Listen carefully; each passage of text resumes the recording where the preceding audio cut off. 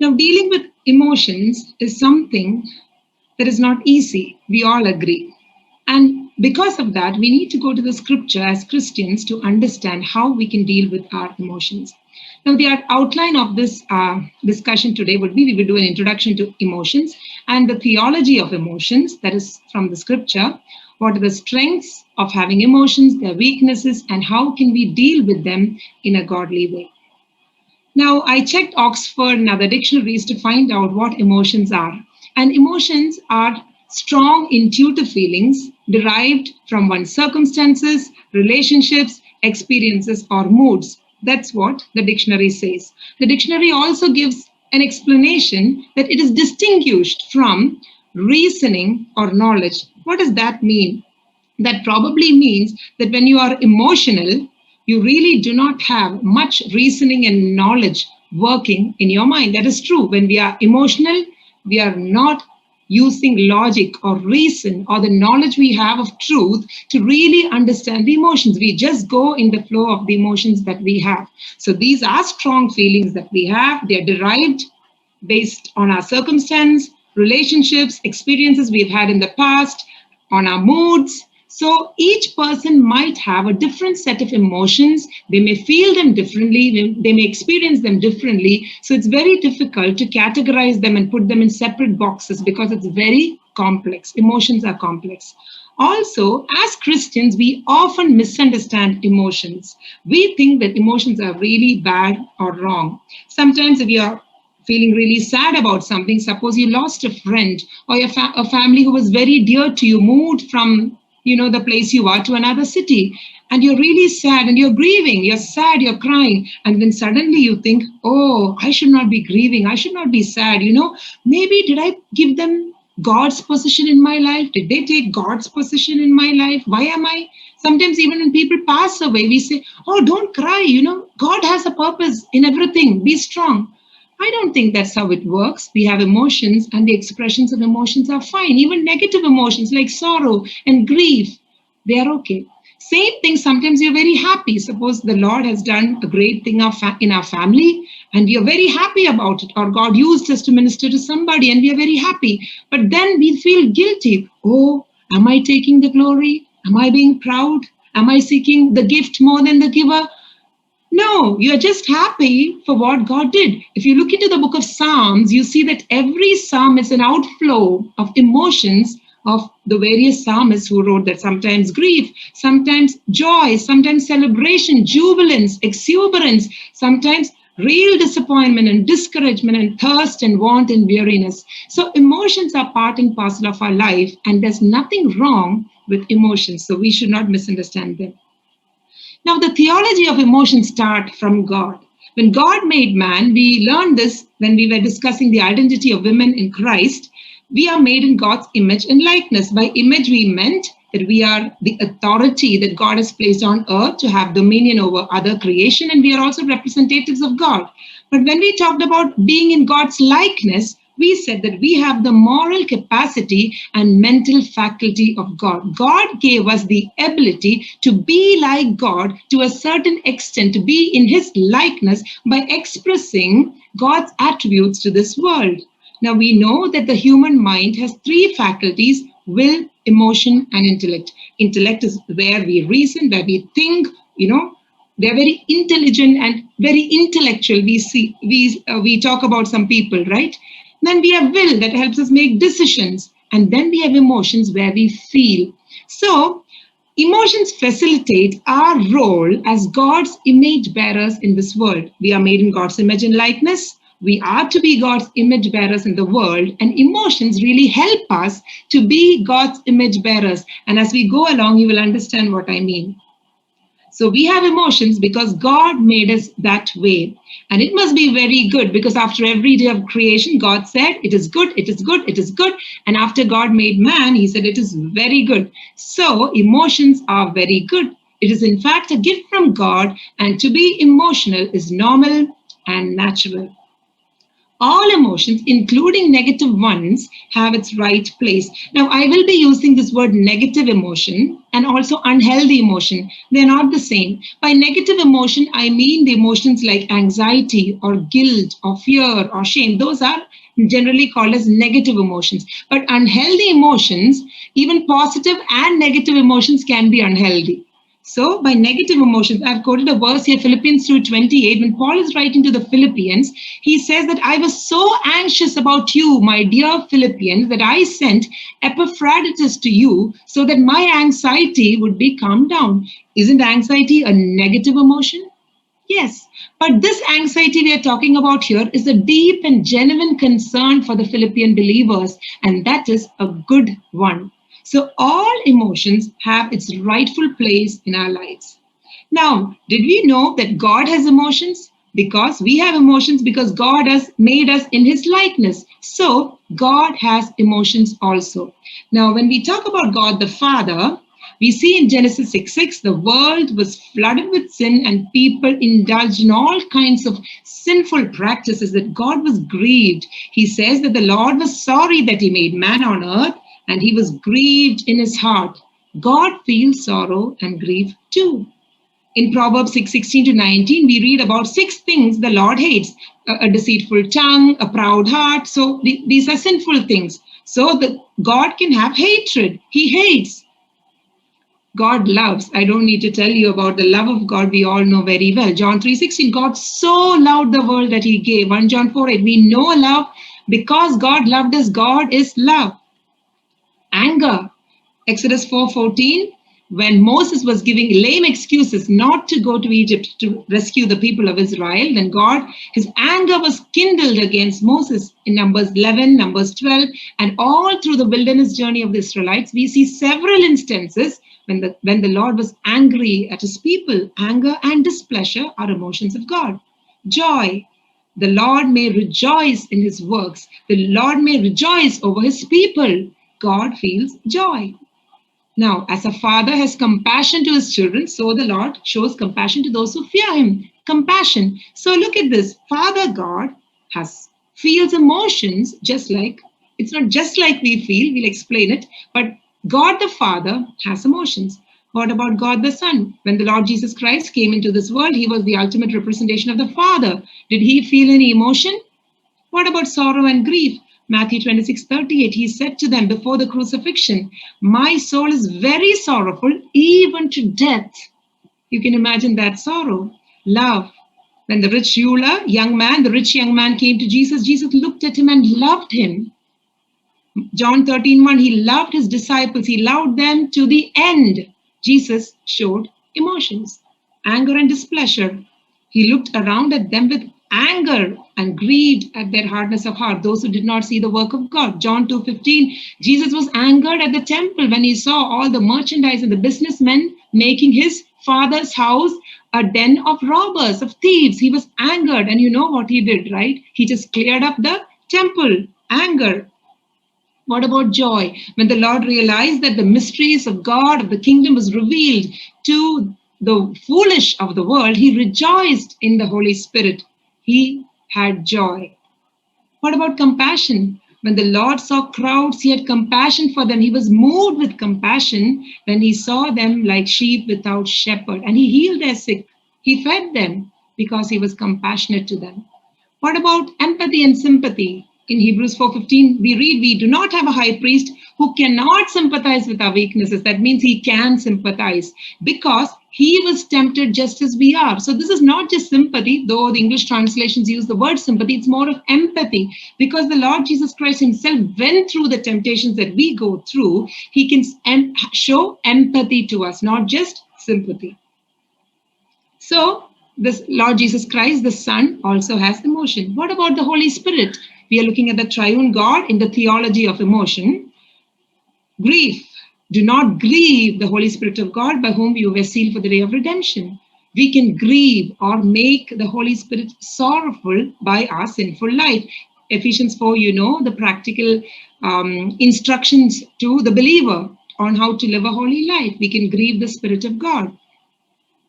And Hebrews 10:29, the controversial passage, you know, for those who despise the cross, who trample the blood of the Son of God, you are outraging, in some translation, insulting the Spirit of grace.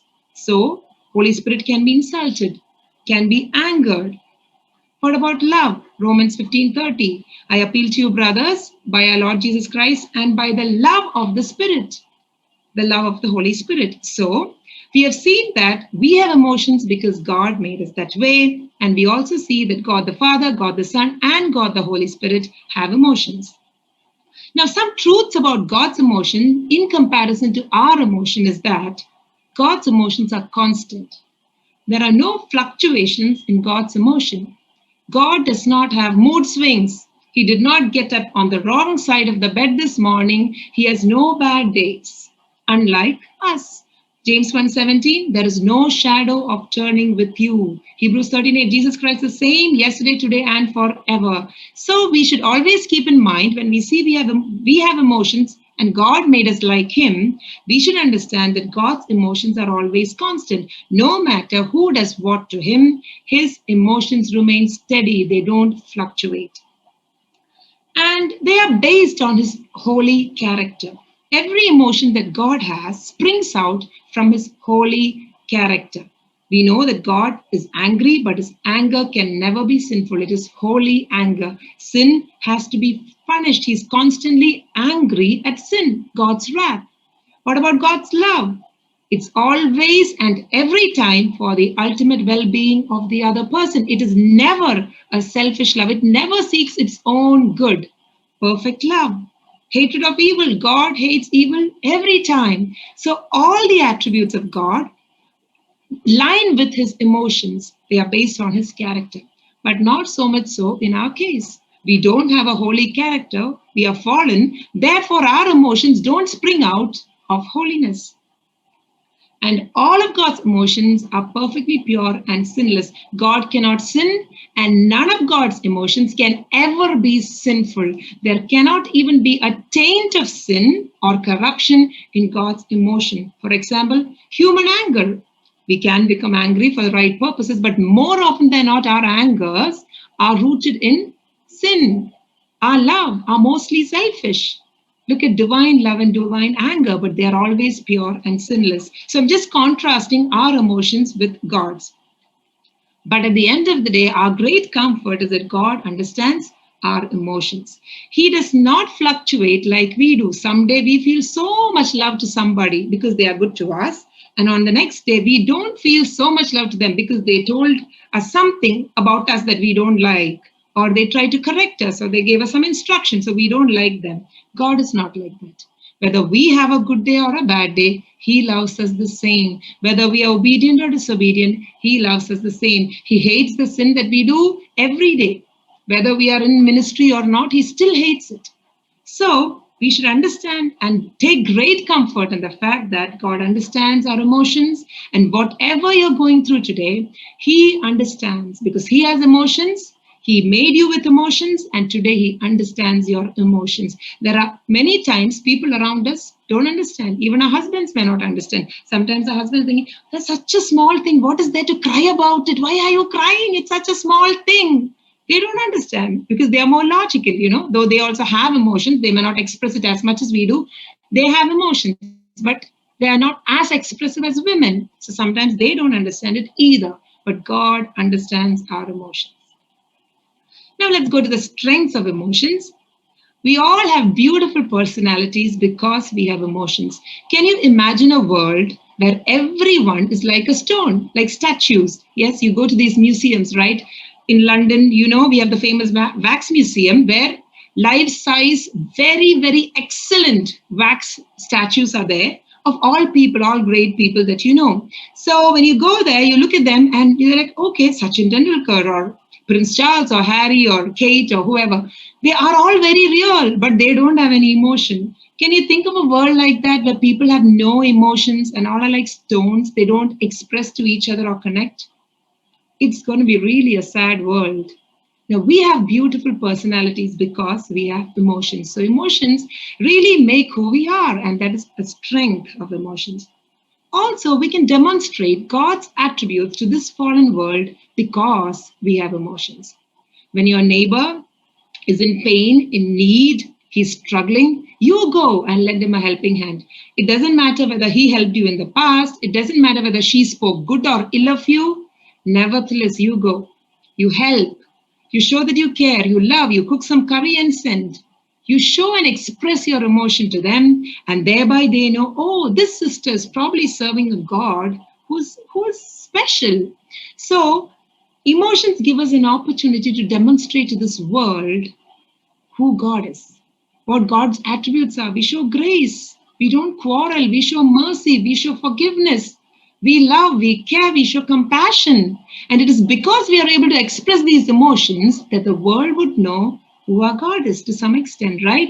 So we can demonstrate God's attributes to this fallen world because we have emotions. Also, all relationships are built on emotions because emotions are the ones that help us connect. We connect with one another because we have emotions. We express our love. We extend grace to others. We forgive others. And we can build relationships because of the emotional bond that we have. Sometimes we feel more connected to someone and less connected to someone else. Why? Because on an emotional level, we kind of gel with them or vibe with them. So it's the emotion that really determines the strength and bond of our relationships. So emotions help us to connect to people. Another strength of emotions is we can understand and minister to people because we have emotions. We find much comfort when there is someone who understands us. We all go through difficulties in life. We all go through different situations. We are all hurt. And sometimes, there's no one to help us. We feel because we feel very low emotionally. But when you go through that, and there's another sister who goes through that, you can understand that sister's pain. And you are able to minister to them because of the emotional pain and hurt that you yourself went through. So this is very, very important to understand. Romans 12:15 says, rejoice with those who rejoice and weep with those who weep. You can rejoice with someone because you have emotion. You can weep with someone who's weeping because you have that emotion.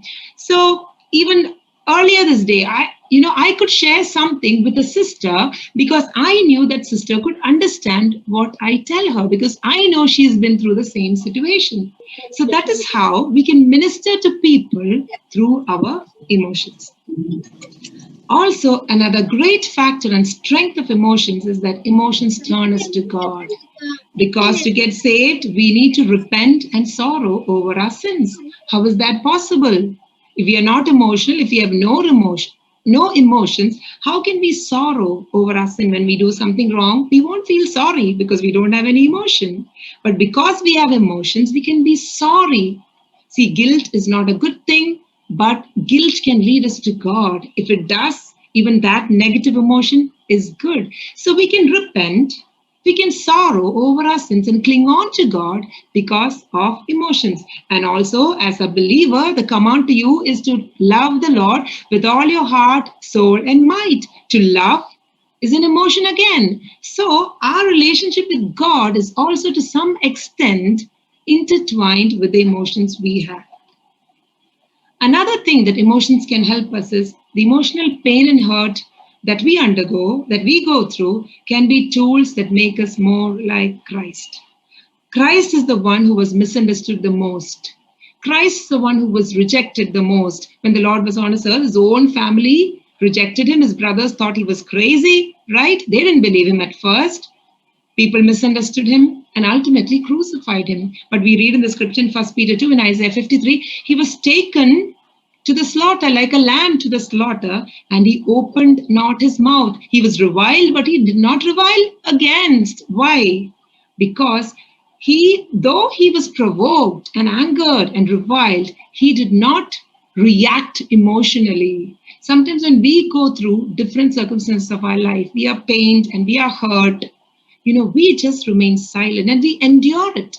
And then we are becoming more like our Lord because our Lord endured a lot of emotional pain and hurt. So when we are hurt and emotionally low, take it as an opportunity to become more like Christ. Romans 5 says, when you suffer, that produces perseverance, endurance, and character in you. Whose character? What character? The character of Christ. So emotional pain and hurt also can be tools that refine us.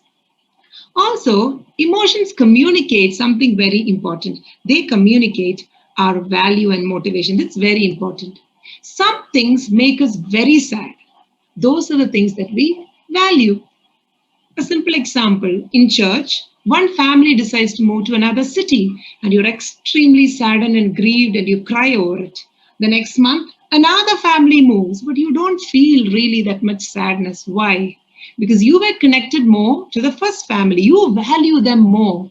And that is why their going away brings more sorrow to your heart, isn't it? The same way, if there's something in your house, something broke, suppose somebody gave you a gift, it broke. Somebody, oh, it's okay, that broke, it's all right. But maybe it was something very precious that someone you loved gave you as the first gift. Maybe it's the first gift your husband gave you and it broke.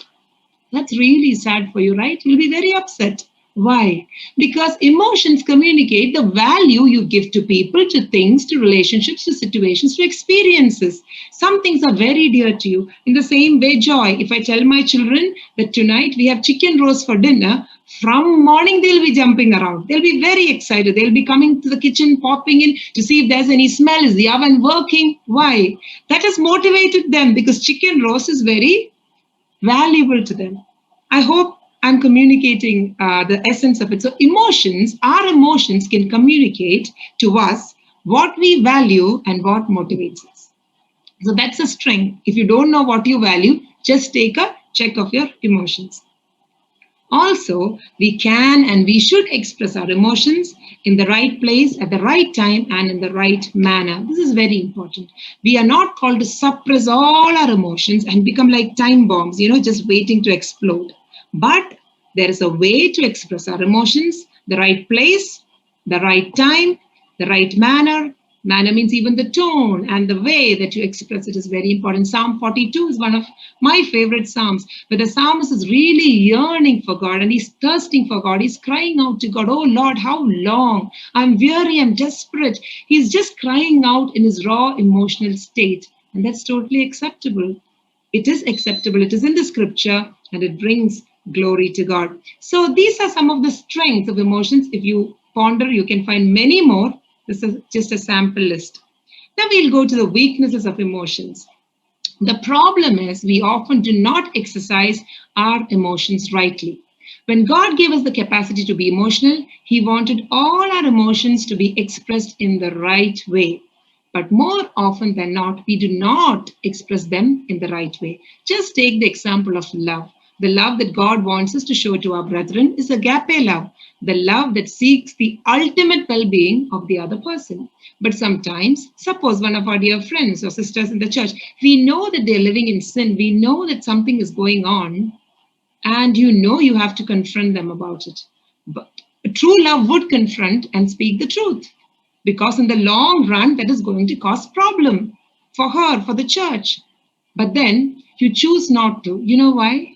Because you're selfish. Because if I talk to the sister and point out the sin in her life, maybe she'll alienate me. We won't be friends anymore. So I need my friendship. So I decide not to speak.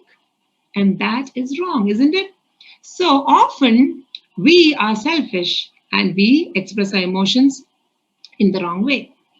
Emotions can become our masters. We are supposed to control our emotions, but more often than not, our emotions control us. As women, I know that we are all saying amen because it is my own case. I'm not telling about any of you.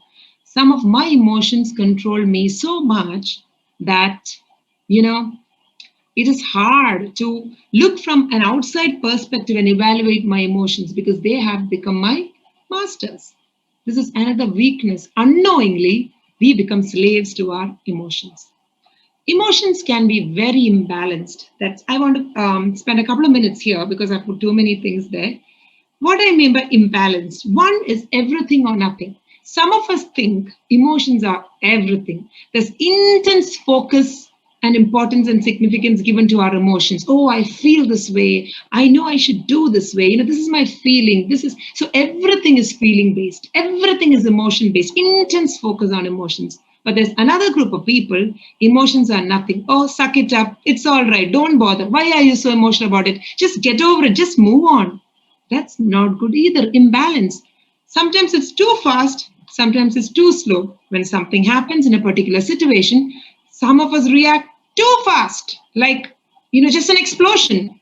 And that has severe consequences. But some of us are too slow. Nothing would affect us, like stones. That is an imbalance as well. Sometimes emotions can be too long, sometimes they can be too short. Some of the things that probably has happened in your life, in your past, we are just not able to get over it. It just lingers on and on and on. Maybe you had an abusive childhood. Recently I was thinking about one of my cousins, one of my sisters, who is still a young girl only, but her childhood was traumatic.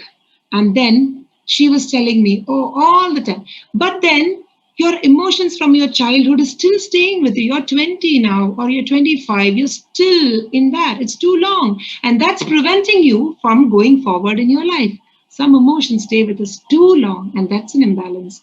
And some emotions are too short. We don't show enough value to some of the things in our life by having very small attachment, very small, very short lived emotional responses to it. That is not good either. Sometimes it's too much and sometimes it's too little. Sometimes for even small things, we react so much. Our children, suppose we're playing on the road, not on the road, like on the road, because now I'm in Kerala, there's a road that they can play on. And suppose someone fell and skinned their knee. You don't need to react too much to it. Maybe there's some blood coming. That's okay. Call him and pacify him and, clean up the wound and put some Dettol or plaster or whatever. But sometimes, okay, they jumped on the table and the glass broke. Thank God nothing happened. It's okay. But sometimes we show too much emotion for small things. And at other times, we show too little. When our children are hurting and they come and tell us, oh, it's okay. That's not good either. So, I am just showing you different ways in which emotions can become imbalanced. Another one is preferred spectrum. By preferred spectrum, I mean some of us like only certain emotions. We don't like the others. We don't like the emotions of anger or anxiety or any of those. We only want love, love, love, love, love. So the same thing. We only express love to others. We should do everything in love, I agree. But sometimes we need to also be firm in correcting somebody, or we need to do some correctional things. Some parents, they only want to love their children, they don't want to correct them. Preferred spectrum, that is also another imbalance. Another thing that we all know is emotions can be very reactionary and volatile. Something someone said, so immediately I need to say 10 things back. They said one thing, I'll say 10 things. Or some situation happened and I need to immediately give my opinion and suggestion and act. Okay, somebody told something, so I need to walk out from this house right now because somebody in this house insulted me. Emotions can be very reactionary. See, when you contemplate later, you yourself would think, oh, the way I acted, it was so foolish. I shouldn't have done it. I mean, it was so embarrassing, right? Sometimes. But at the spur of the moment, we just react. That's because our emotions can be reactionary. Christians are not called to react to every situation and every person and every experience. We are called to respond. Take time, think, analyze, reflect based on scripture, and then respond. Okay, that's reaction versus response. We are called to respond, not react. And emotions are often driven by feelings and they're far removed from reality. This I don't need to tell. Sometimes when we are lonely, we say, there's no one for me, no one is caring for me, no one is loving me. Is that true? You know that there are many who are loving you. You know that they are all well meaning. But what do you say when you're emotional? Nobody is loving me, nobody is understanding me. No, that's not true. I'm telling about myself, okay? So that's what I do. It's far removed from reality. When you're emotional, you don't see reason and truth and reality. You just become caught up in that emotion and you think things that are not true. And another thing is emotions often tend to feed on half truths and assumptions. Have you noticed that in your life? I have been noticing this since some time, and when I studied, I thought, wow, that's true. Emotions don't like to take the whole truth. They always prefer half truths. If someone said something to you, you always want to judge that person, saying their intention was evil against you. You cannot look past that and see the good intention they had that would build you up and help you grow. You can't see that. You always go with the thing that, oh, they have something evil against me. That's what they told. That's why they told. You're just assuming. Sometimes when we are emotional, we don't speak to others. We just sit and think. We think of many things that happened probably because of this. They said that to me because of this. Probably those people had conversations because before this person came and spoke to me. See, we just keep thinking things and coming to conclusions that are mere assumptions. Philippians 4:8 is a very, very good admonition to us. What should we think? We should think what is true, what is right, what is noble, what is pure, what is lovely. So when we come to emotions, when we are emotional, give a reality check to your thoughts. What are you thinking? Because emotions tend to be extremely happy feeding on assumptions. If you see Psalm 142, David is crying there. And then there he says, my spirit is faint, I'm weary, I'm tired. And then he says, I look to my right and see there is no one who takes notice of me, no refuge for me, no one cares for my soul. Is that true? No, it's not true, because look at the next verse. David is saying to the Lord, you are my refuge. But when he's emotional, he felt that no refuge remains to me. No one cares for my soul. No, David, God cares for you. You know that because when you came out of your extreme emotional struggle, you cried to the Lord and you said, you are my refuge. He is always your refuge. But sometimes even God is not understanding me. You say that, or I say that's why I'm telling. See, emotions usually feed on assumptions, and emotions can become uncontrolled. Okay, if you don't have regular check on your emotions and you don't live a life of discipline, mental discipline, I mean, emotions can become uncontrolled. We all use this word venting, right? A fool vents all his feelings, but a wise man holds them back. Because when you vent your feelings, you're affecting the person, whoever it is to whom you're venting. See, I'm not against sharing at all. We will be coming to that. We should share our emotions with the right people at the right time, in the right manner. But just going on venting out everything that's ever been in our mind, it's not good. It can become an uncontrolled expression of emotion. Emotions can affect our physical health. Do I need to say more about that? We all know nowadays most of the physical infirmities that many of us have, including myself, is because of stress and strain and emotional things. They're not physical issues really. Look at Proverbs 13, 15, 13, and 15. A glad heart makes a cheerful face, but by sorrow of heart, sorrowful emotions, the spirit is crushed. All the days of the afflicted are evil, but the cheerful of heart has a continual feast. If your emotions are sound and happy, your body will be happy. A joyful heart is a good medicine, but a crushed spirit dries up the bones. We all know, right? When we are not happy in our mind, when we have turmoil in our emotions, we feel weak, we can't sleep, we have body pains, we sometimes even get fever, sometimes we shiver. So, our emotions can really affect our body. Therefore, we need to be careful. This is a weakness of emotion, or it's a reality, but I've just put it under weakness because more often than not, though good emotions can affect our body in a good way, more often than not, it is the negative or unhealthy emotions that affect our body. Next one is emotions can destroy relationships. Not emotions in itself, but expression of emotions can destroy relationships. Look at the story of Samson. When Samson was first married, what did he do? He gave a riddle. The guys forced and persuaded Samson's wife to find the answer, the lion and the honey, you remember that? And then when Samson came to know that his wife told them the answer, he was outraged and he just walked off the house. And what happened? Her father gave that woman to someone else. That's what happened. His outrage destroyed that relationship. And later, that story is sad. Later, he comes back. He does not get his wife. He's angered. That whole family is burned down. Yes, God in his sovereignty used whatever Samson did to punish the Philistines. But what I'm saying is outbursts of emotions can destroy relationships. And once it's destroyed, we all know how difficult it is to build them back. And last but not the least, we can harbor wrong emotions to God, to His word, and to His work in our life. Sometimes we don't in our emotion. We know that God loves us because the scripture says we know that He will never leave us. We know He cares for us. But sometimes we think, oh, God doesn't care for me. Oh, God doesn't love me. Because my emotions are telling me that. I told you, right? Half truths and assumptions. And what about His word? Oh, the Bible says so many things like that. How can I follow all of it? That's because your emotions are discouraged. They are telling you that. And what about His work when you especially go through trials and difficulties in your life and you're struggling?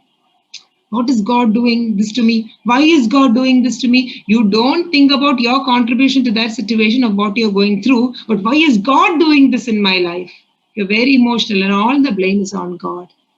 See, these are some of the weaknesses that I could think. Probably you can think of many more. Now, to the last and most important section of our discussion today is how can we deal with emotion in a godly way? Because these are all truths and we all know this. And even many of these things we would know. It's just, for a refreshment of our memories. First thing is, our problem is not just emotional. Okay? We just don't need comfortable feelings. Yes, good feelings are good, but realize that our need is new hearts. Our problem is way deeper than something, to do with a particular emotion. Our problems are at the heart level. Same thing with our children. Every parent would agree with me on this, right? If your children are very angry, don't just say, don't be angry, anger is sin. Find out what's going on in his heart and why is he angry. Maybe he's feeling neglected. Maybe he's feeling that another child is given more preference. Our problem is in the heart. In Proverbs 4:23, we read that all of life springs out from the heart. The matter of the heart is the heart of the matter. Heart is very, very important. Bring your heart to God. If you are having imbalanced, uncontrolled, reactionary, volatile emotions, the problem is not just with the emotions, the problem is at the heart. Bring your heart to the Lord. Find out in Ezekiel, we have verses, of course, this is not in this context, but he says, I will remove your heart of stone and give you a heart of flesh in the new covenant. So God is interested at our heart, in our heart, the transformation of the heart, and not just superficial feelings being easy go lucky. That's not what he's interested in. We need to look into our heart if we have emotional issues. Next is engage with your emotions. Don't run away from them. Don't try to escape from your emotions because you can't. Face them. Engage with them. And how do you engage with them? You don't engage with them alone. You take your emotions to God daily. At the end of the day, but before you sleep, when you pray, look into your heart. Look into your own self. What are the emotions that I face today? Psalm 22:1, when the Lord was on the cross, he said, of course, this is a prophetical, messianic prophecy concerning what the Lord said. What did he say? My God, why have you forsaken me? The emotion of being forsaken is crying out to God.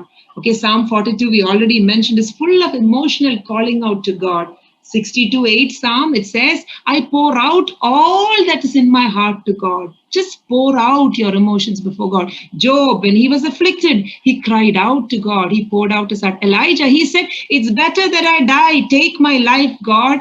That's what he said to God. Jonah, the disobedient prophet, what did he say? Take my life. I know that you're gracious and merciful and all. Take my life. I don't want to live. See, emotional expressions were directed to God. So you engage your emotions and take your emotions to God daily. Now, I'm going to give you quickly 4 points in how can you practically engage your emotions. 1, identify the emotion you feel. Matthew 26:37, the Lord says, I'm deeply sorrowful and troubled. Jesus identified before going to the cross, what his emotion was. Psalm 69:3, I'm weary from crying out. Psalm 9:2, be glad and exult in the Lord. So identify your emotion. Okay, this is 4 steps on how you can engage your emotions in a healthy way. First, identify what you feel. What is the emotion that you feel? Second, examine. Examining can be done by asking a few questions. Why am I feeling this emotion today now? What triggered this emotion? How can I deal with it? How will my emotion and the outbursts of it affect my life, my family, my church, my friendships? Why did this happen? What triggered it? And how it is going to affect? Sometimes we all agree we show a particular emotion, it is directed at a particular group of people. The easiest example I can tell you is I feel very frustrated with my children sometimes. Okay, probably they took too many toys and squandered it around the house and they are not willing to clean up. Okay, and I feel very frustrated. I say, why are you not cleaning up? All my frustrations towards them. But more often than not, I am frustrated with them that day, not because of the toys that are around the house. Something else happened that really hurt me or triggered something in me, and that is why I'm frustrated. But on whom am I taking out my frustration? On my children. That is why you need to examine. You have to identify your emotion, also examine why am I behaving this way? Why am I out of control? Not really because my children threw the toys. No, no, no. You know that at the end of the day, they are trained to keep them back. They will do it. Then why is there frustration in me? You need to examine and find out the root of your emotional disturbance. Then evaluate. Evaluation should always invariably done on the basis of scripture and not any other philosophy or psychology. Evaluate how your emotions are progressing. Is it sinful? Am I sinning? Because I told you any emotion can be very good and can be sinful as well. Am I sinning by behaving this way? Am I being self controlled when I react like this? Is it right for a godly woman to do this? Is it in line with the character of Christ? Does it grieve the Holy Spirit by my reaction? I mean, by doing this, evaluate on the basis of scripture what your emotion is all about. So identify, examine, evaluate, and then act accordingly. I know that every time an emotion comes, you can't engage and sit down and see, I want to identify, examine. No, that's not going to happen. But at the end of the day, you can take some time to evaluate your emotions and see where you stand. Now, next one is a command that we have to be under the control of the Spirit of God and the Word of God. Now, being under the control of the Spirit is contrasted to being under the control of wine in Ephesians chapter 5. You know that, right? Do not be drunk. Be not under the influence of wine, but be under the influence of the Spirit. Sometimes I think emotions are like that wine, do not be drunk with wine, because that wine can be removed and you can replace emotions there. Sometimes we are so controlled by our emotions that we are not under the control of the Spirit. How can you be under the control of the Spirit? By giving yourself totally to the Lord and being filled with His Word. Colossians 3:16 says, let the Word of God dwell in you richly. So it is the Word of God that will help you submit to the Spirit of God. And somebody who's already having Spirit of God as their master will not easily have emotions also as their master. Okay, so that is very important that on a daily basis we submit ourselves to the outworking and control of God's word and God's Spirit. Also, we need to transform every day by the renewing of our mind. If you go to Romans chapter 12, we read there, be transformed by the renewing of your mind. Why? Because the world gives a lot of ideas. When we were in college, I think even now it would be, the slogan, follow your feelings, follow your heart. A guy likes two girls and he is confused. Whom should I propose? And all the friends, what counsel do they give? Nothing else. Just follow your heart. Just follow your feelings. Please don't follow your heart, because what does Jeremiah say? Your heart is deceitful above all. Who can know it? So every day we need to evaluate whether our emotions are being slayed and swayed by the influence of this world. Or am my emotions being directed by God's word? We need to renew our mind and not be conformed to the patterns of this world.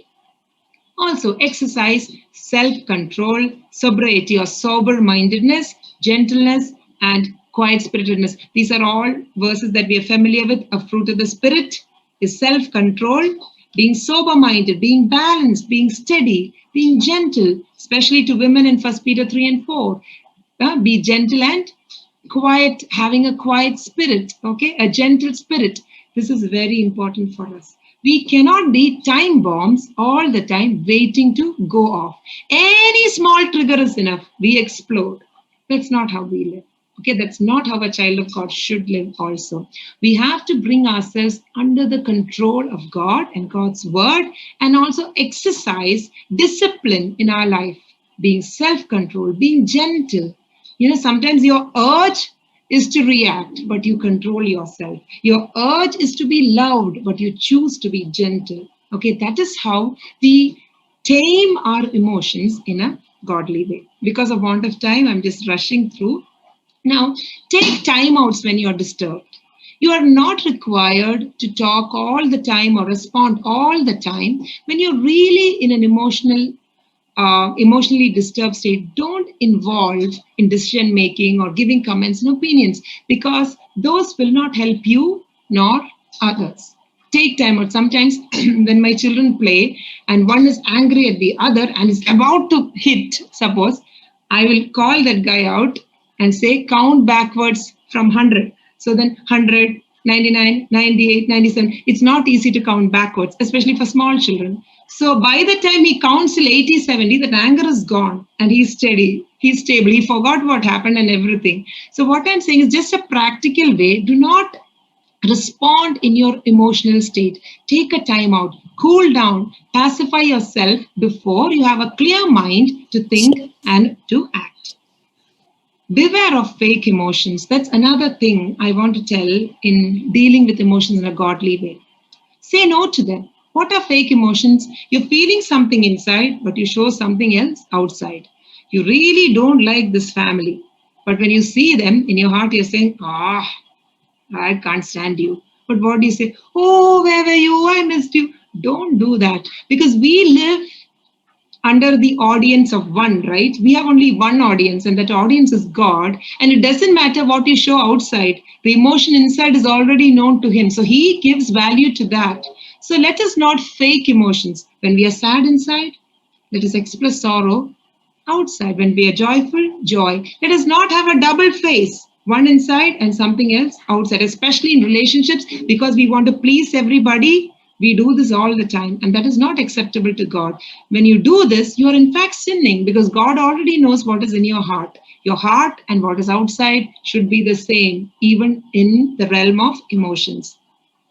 Control your tongue. I can't stress this enough, because this is one thing that always ends up in trouble. If you don't control your tongue and speak when you're emotional, I mean, from my own experience, I can say you will always end up in trouble.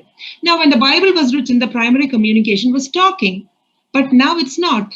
So now we have various avenues of communication: social media, WhatsApp, Messenger, SMS, Twitter. Haven't you watched on Twitter or some other social platform how people just go against each other, one after the other, commenting? Haven't you seen that? Some minor issue, some small theological issue or something, but how personal people become and just sling mud at each other because they're so emotional and reactionary that they just do it on and on. Please, sisters, let us not do that. When we are emotionally excited or disturbed, even when we are happy, don't jump up and make promises.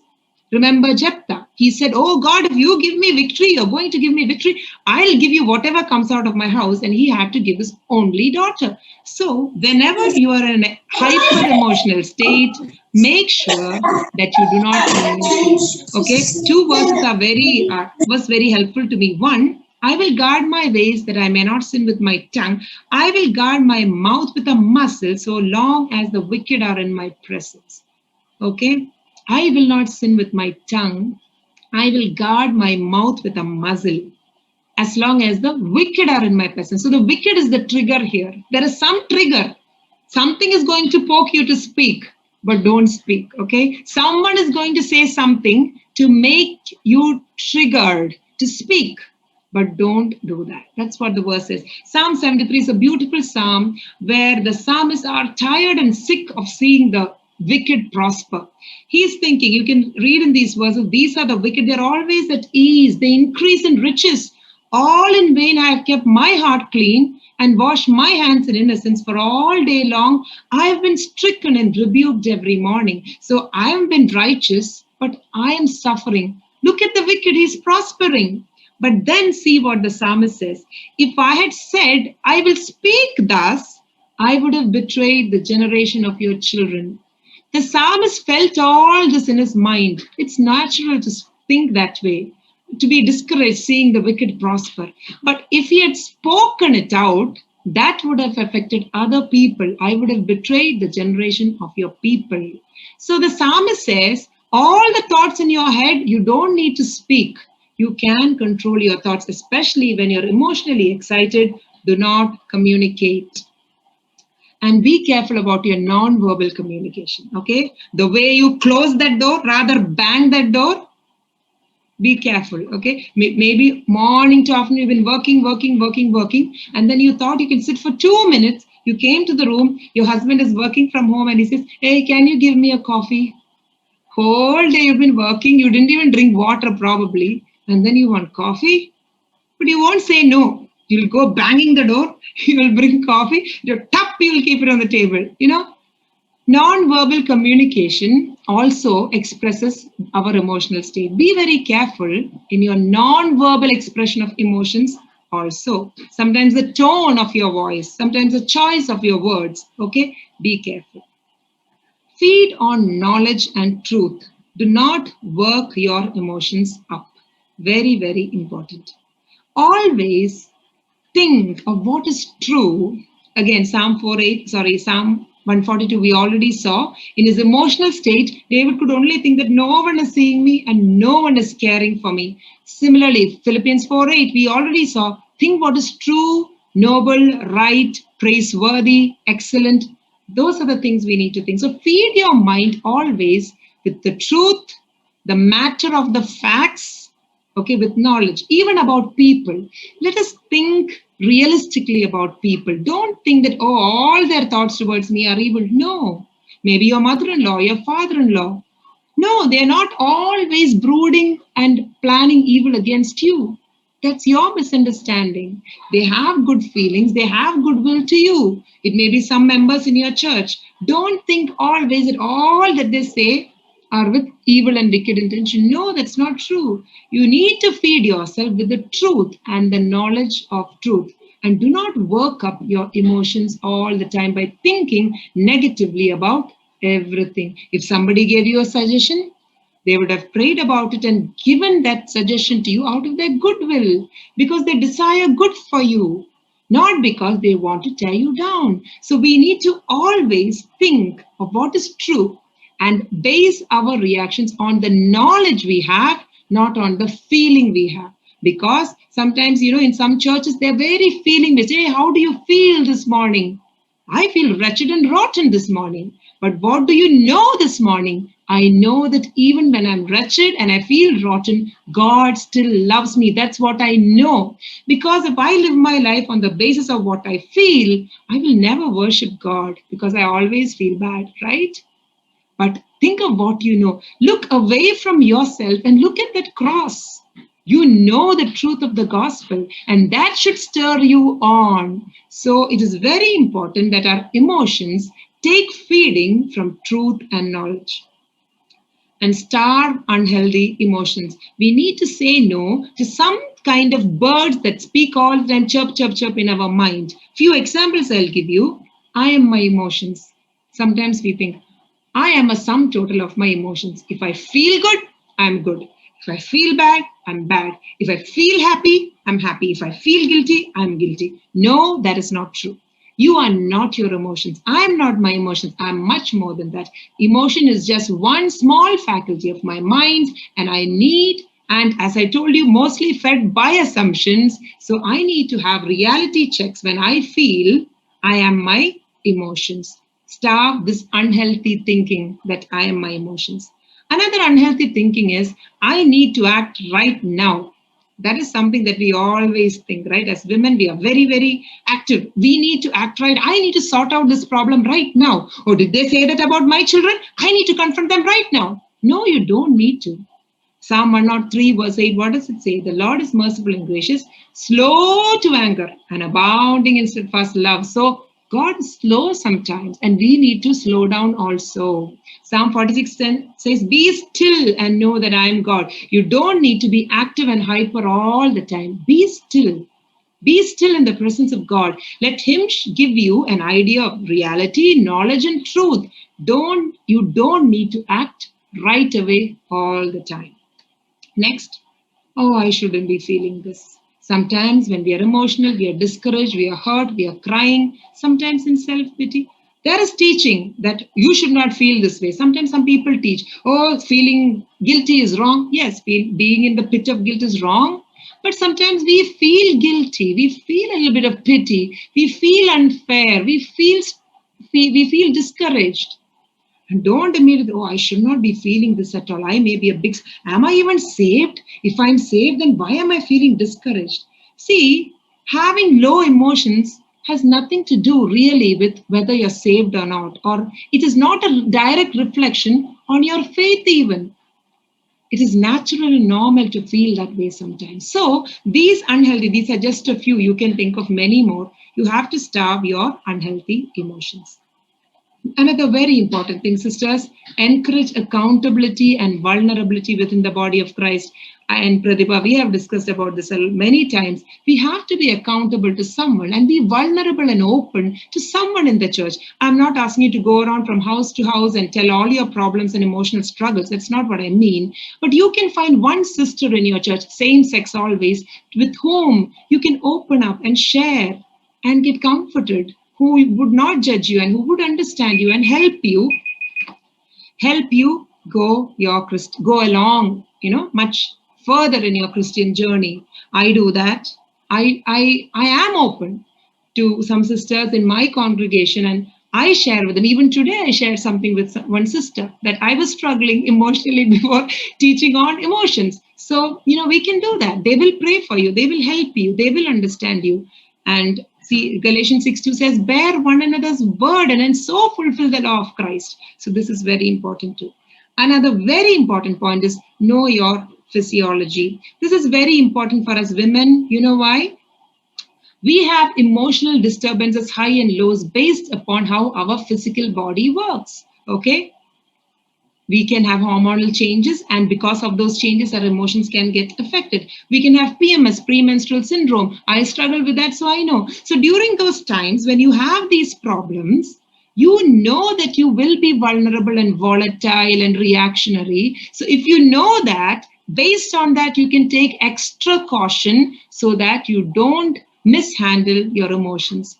Do you get what I'm saying? It could be, in early pregnancy, some people cry a lot. Postnatal, even I struggle with that.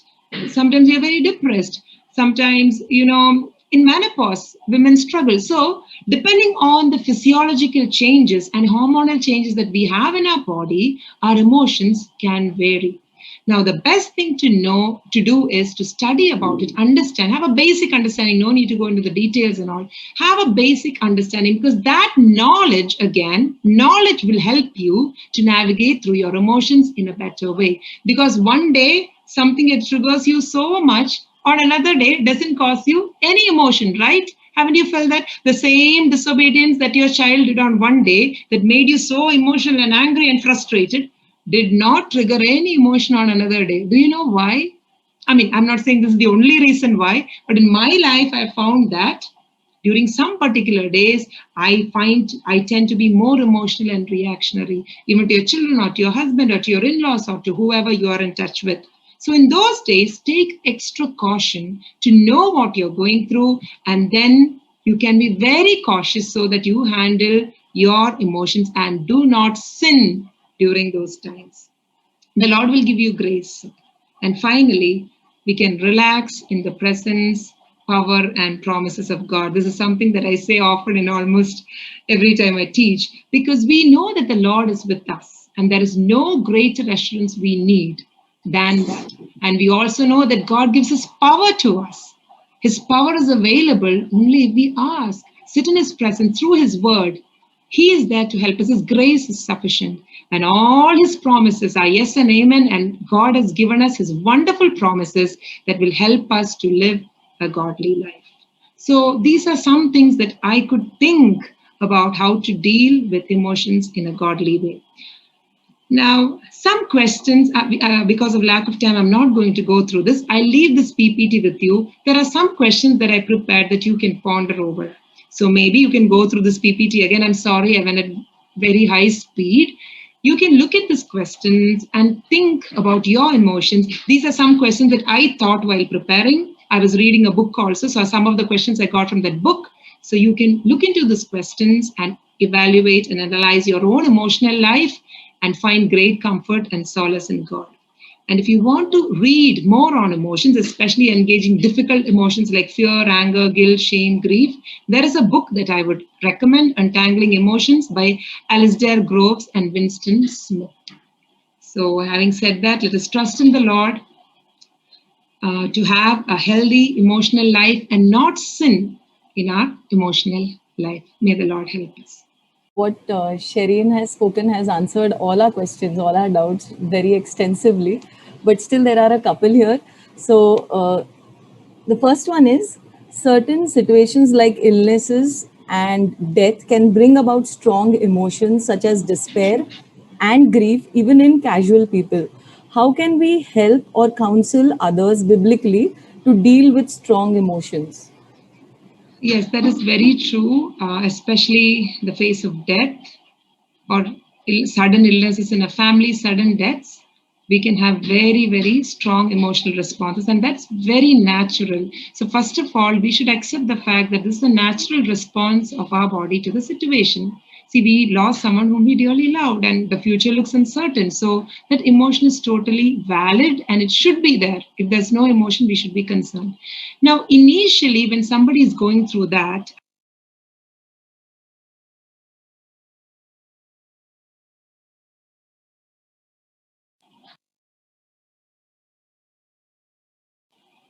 yeah, the best thing to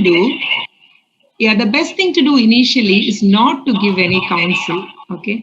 Especially if you are having a dear family or friend who has just lost a loved one and is going through grief, don't go and preach to them right away. Because recently in the last year, we had a couple of very close people pass on. So that's why I know your presence will help them. Go to their place, help them in whatever way you can. If you know you can go and help them in the house, in the kitchen, and cleaning up. If the person who has passed on, if their clothes or things have to be removed, the immediate family would be very emotional to do that. You can lend a helping hand, so that way you can help them rather than talk to them. Your presence will be very comforting to them. But as they get comforted and as days go by, we say time heals all wounds. Not really. It is God who heals all wounds.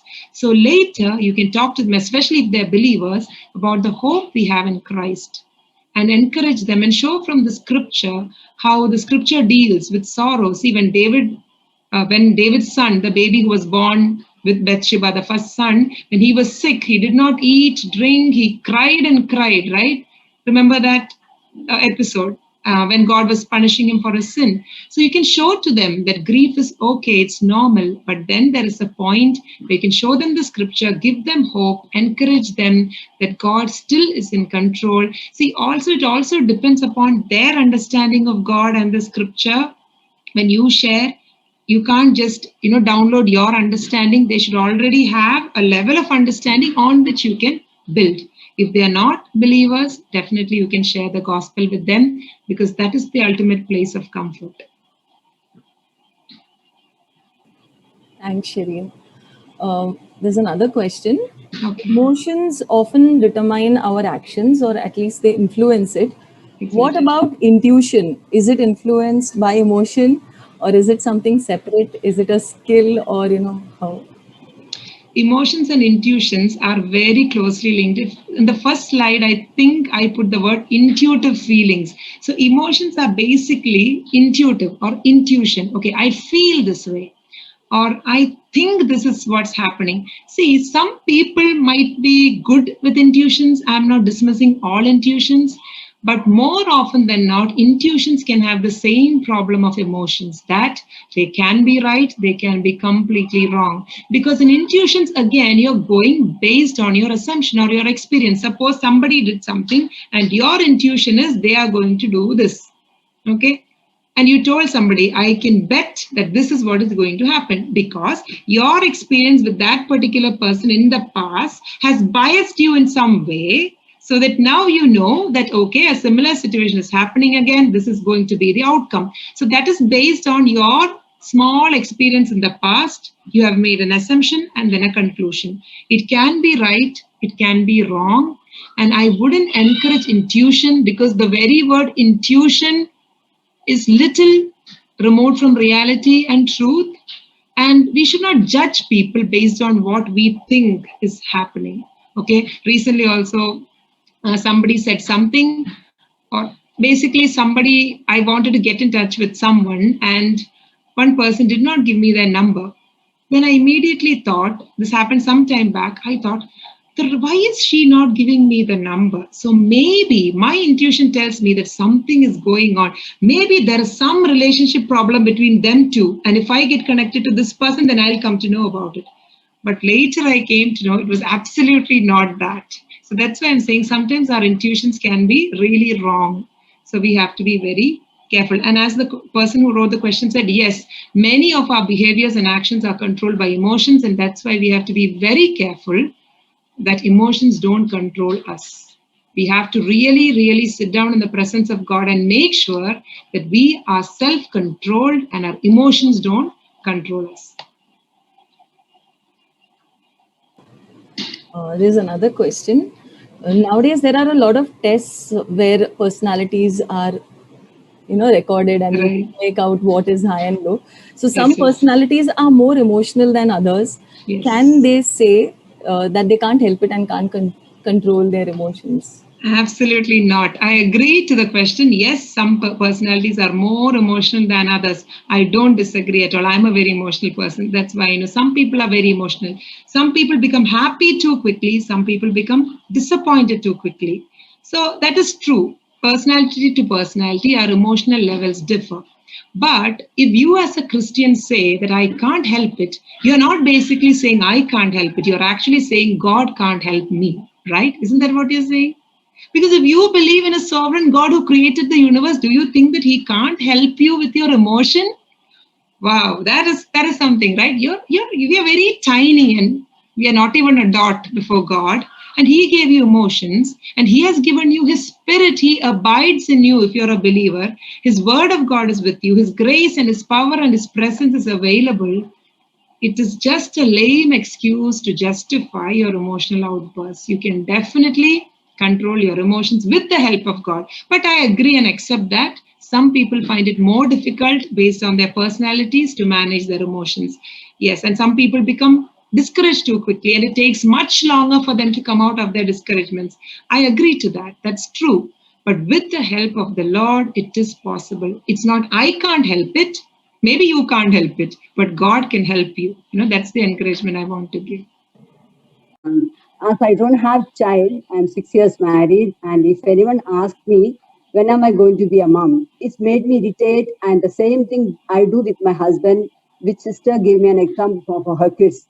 I'm suffering, need help. Me and my husband only a believer in our home, and family or remaining are Roman Catholic. I'm staying with my in-laws. Recently, my sister-in-law got married, and her husband also staying with us, which troubled me a lot. I'm a very emotional person. Small things hurt me in this house. How to deal with things when I see anything which are not acceptable. And I'm very high emotions, and husband is very low in this area. As I express anything and everything, but he have not even start time how to balance. My intentions was never wrong, but just because of emotions, I did wrong many times. So, did you catch up? Whatever I, yeah, okay. Yes, I think if I miss any point, Chechi, please again tell me. I Good. think there are a few things to address in this question. So one thing is, the issue of not having children for many years now. One thing that we know from the scripture is many of the scriptural women, the godly women and the matriarchs, if you could call them, of faith, they had the same problem too, right from Sarah. Sarah didn't have children. She had struggled for a long time. Rebecca, her daughter-in-law, I mean, of course, she married after she died, but Rebecca had the same problem. Rachel had the same problem. Hannah had the same problem. David's wife Michal was also barren. When you come to New Testament, Elizabeth was barren for a long time. So this is not an alien theme to the Bible. We have many women who did not have children. So it is good to study their lives and to take encouragement. I'm again telling you, it's not always, their lives were not the best, but know that God is involved in the situation, how God dealt with each one of them, how God, helped them conceive at the right time, and how God did. So you can see the real hand of God in their lives when you look at their barrenness and the trouble of having children. So I think I encourage sister. I mean, I can totally understand how it would hurt a sister with no children when others always ask about it. I think the other sisters in the family of God can be sensitive and sensible in that way, not to keep asking, because that can trigger a lot of pain to a person who's going through that. So that is on that. The second thing is having a combined family with in-laws and sister-in-law getting married and co-brother also staying. That is, in fact, a very difficult situation. Joint family situations are very difficult, and most of the emotionally volatile people are born, I would say, in such homes, because you have to deal with so many different kinds of personalities and different kinds of emotions. And the more the number of people are, the more misunderstandings, misgivings, and all that happen. So that is also a difficult situation.